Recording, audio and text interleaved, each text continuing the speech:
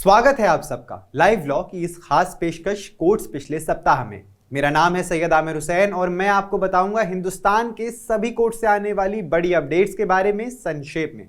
लेकिन अगर आप किसी भी खबर के बारे में गहराई से जानना चाहते हो या अन्य जरूरी खबरें पढ़ना चाहते हो तो जरूर लॉग इन करिए हमारी वेबसाइट पे www.livelaw.in या हिंदी में पढ़िए hindi.livelaw.in पे। साथ ही इन सब खबरों के लिंक आपको डिस्क्रिप्शन में मिल जाएंगे। तो चलिए शुरू करते हैं।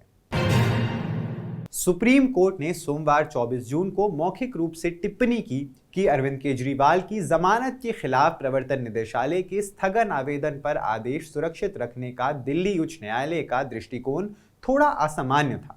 न्यायालय ने टिप्पणी की कि सामान्य प्रक्रिया में स्थगन आदेश सुरक्षित नहीं रखे जाते और सुनवाई के तुरंत बाद मौके पर पारित किए जाते हैं।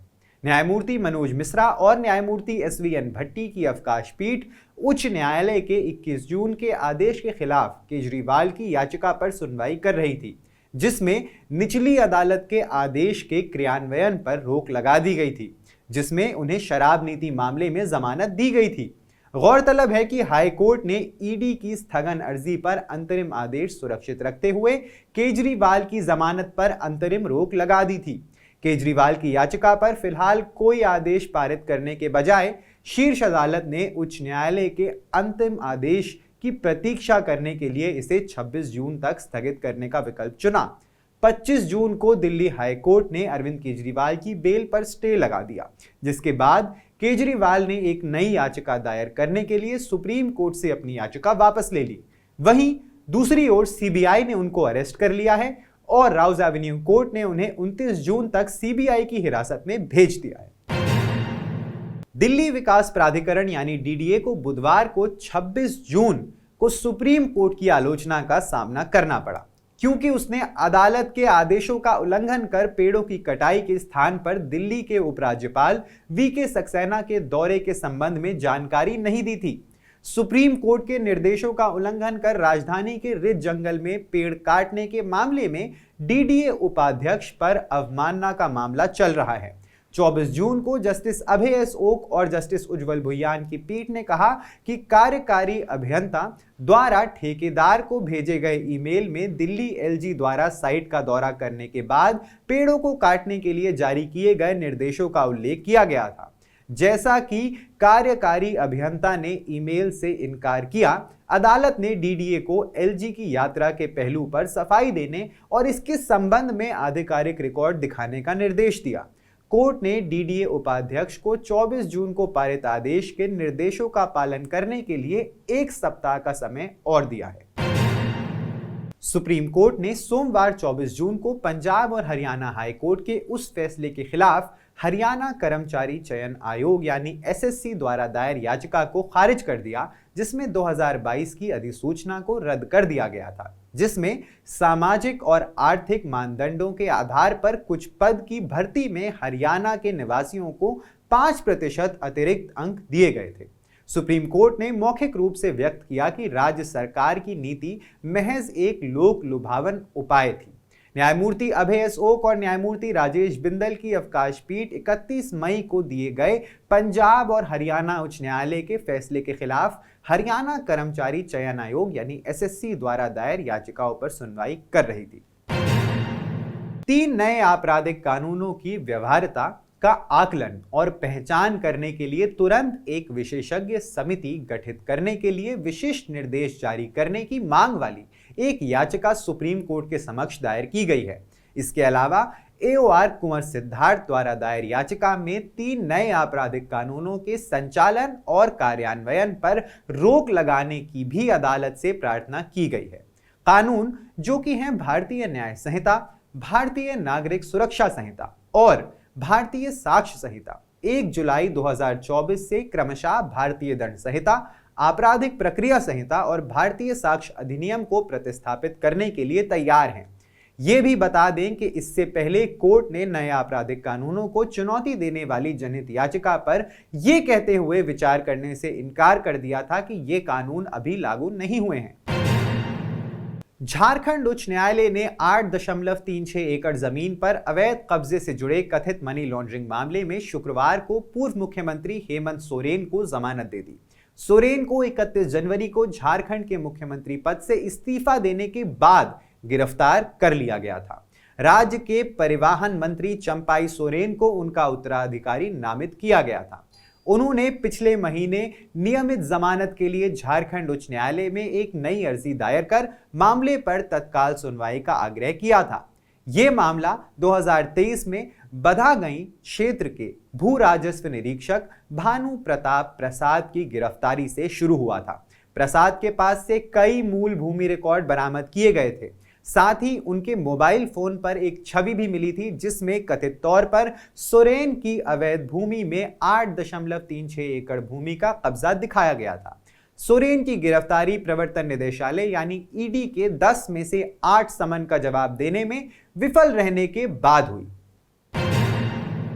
बॉम्बे हाईकोर्ट ने बुधवार को 9 महिला छात्रों द्वारा दायर याचिका को खारिज कर दिया, जिसमें मुंबई के एक कॉलेज के अधिकारियों द्वारा निर्धारित ड्रेस कोड को चुनौती दी गई थी, जिसमें छात्रों को परिसर में हिजाब, नकाब, बुर्खा, स्टोल, टोपी आदि पहनने से रोक दिया गया था। न्यायमूर्ति एएस चंदोरकर और न्यायमूर्ति राजेश पाटिल की खंडपीठ ने अदालत में कहा, उपरोक्त कारणों से हम हस्तक्षेप करने के इच्छुक नहीं हैं। विस्तृत फैसले की प्रति का इंतजार है।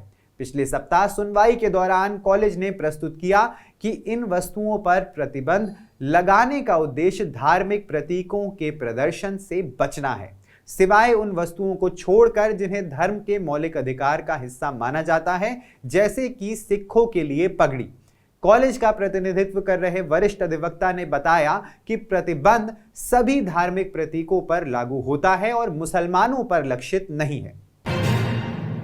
पुणे पोर्श कार दुर्घटना से जुड़े मामले में बॉम्बे हाईकोर्ट ने दुर्घटना मामले के नाबालिग आरोपी को उसकी आंट या बुआ की देखभाल और हिरासत में छोड़ने का आदेश दिया।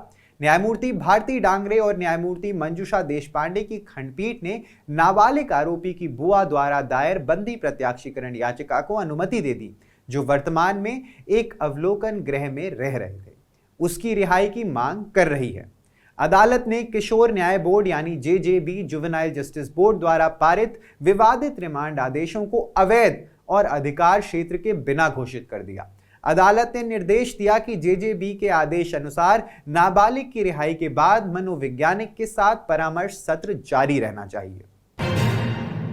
केरल उच्च न्यायालय ने हाल ही में देखा कि परिवार अक्सर LGBTQ+ कम्युनिटी के व्यक्तियों के लिए हिंसा और नियंत्रण का स्थल बन सकते हैं, जिनसे उन्हें संरक्षता के बजाय सुरक्षा की आवश्यकता होती है। न्यायालय ने कहा कि LGBTQ+ व्यक्तियों को समाज में अवज्ञा का सामना करना पड़ता है और उन्हें सामाजिक मान्यताओं और सांस्कृतिक मानदंडों के कारण कम उम्र से ही कलंक, हिंसा और भेदभाव का शिकार होना पड़ता है। न्यायमूर्ति राजा विजय राघवन वी और न्यायमूर्ति PM मनोज की खंडपीठ ने 23 वर्षीय महिला के माता पिता द्वारा दायर याचिका पर सुनवाई करते हुए ये टिप्पणी की, जिसमें कहा गया था कि उनकी बेटी को अवैध रूप से हिरासत में लिया गया था और वो एक ही लिंग के व्यक्ति के साथ रिश्ते में रह रही थी। अदालत ने याचिकाकर्ता की बेटी से बातचीत की, जिसने कहा कि उसने जानबूझकर अपना साथी चुना है, लेकिन उसके माता पिता ने इसे मनोरोग संबंधी मुद्दे बताकर उसकी यौन पहचान और अभिविन्यास को दूर करने के लिए उसे परामर्श देने के लिए मजबूर किया था। इस पृष्ठभूमि में अदालत ने संबंधित SHO को याचिकाकर्ता की बेटी को उसके परिवार के सदस्यों की धमकियों और हिंसा से बचाने का निर्देश दिया और अपनी शर्तों और विकल्पों पर जीवन जीने के उसके अधिकार को बरकरार रखा। इलाहाबाद उच्च न्यायालय में एक जनहित याचिका यानी PIL दायर की गई है, जिसमें अदालत से विशेष रूप से राज्य बार काउंसिल के साथ पंजीकृत अधिवक्ताओं के लिए एक व्यापक मेडिक्लेम या स्वास्थ्य देखभाल नीति तैयार करने का निर्देश देने का आग्रह किया गया है। याचिकाकर्ता आलोक कुमार मिश्रा द्वारा दायर याचिका कानूनी पेशेवरों को पर्याप्त स्वास्थ्य देखभाल लाभ प्रदान करने की आवश्यकता पर प्रकाश डालती है, जो अक्सर चिकित्सा बीमा कवरेज की कमी के कारण महत्वपूर्ण स्वास्थ्य जोखिम और वित्तीय बोझ का सामना करते हैं। जनहित याचिका में यह भी तर्क दिया गया है कि कई वकील दुर्घटनाओं और अन्य बीमारियों से पीड़ित हुए, लेकिन उन्हें संबंधित बार एसोसिएशन से कुछ मौद्रिक सहायता के अलावा सरकार से कोई सहायता नहीं मिली। ज्यादा जानकारी के लिए सब्सक्राइब करिए हमारा YouTube चैनल या विजिट करिए हमारी वेबसाइट www.livelaw.in, जहां आप इन सारी ही खबरों के बारे में अच्छे से जान सकते हैं। लाइव लॉ हिंदी पे आपको हिंदी में सारी ताजा अपडेट्स भी मिल जाएंगी। अगर आपको ये वीडियो पसंद आया है तो इसे लाइक करिए और कमेंट करिए अपने व्यूज। हमें YouTube पर सपोर्ट करने के लिए हमारे चैनल को ज्वाइन करिए एज अ मेंबर, और सिर्फ 89 रुपए प्रति माह में आप हमें सपोर्ट करके लीगल जर्नलिज्म को प्रमोट कर सकते हैं। धन्यवाद।